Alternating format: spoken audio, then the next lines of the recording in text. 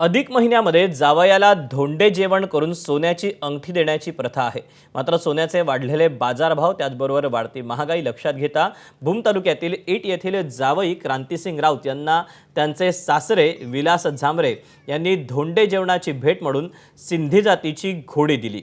कोणतीच कल्पना न देता त्यांनी शेती उपयोगी पार्सल पाठवलं. धोंडे जेवणानिमित्त ते स्वीकारा असं सांगितलं. ज्यावेळी प्रत्यक्षात पाहिलं त्यावेळेस सुंदर सिंधी जातीची घोडी पाहून आनंद वाटला असं मत जावई क्रांतिसिंग राऊत यांनी व्यक्त केलं.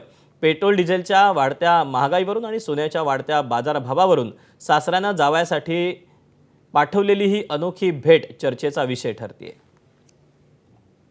अधिकचा मास महिना असल्यामुळे आमच्याकडं धोंड्याला जावायला बोलवतात सासरवडीला.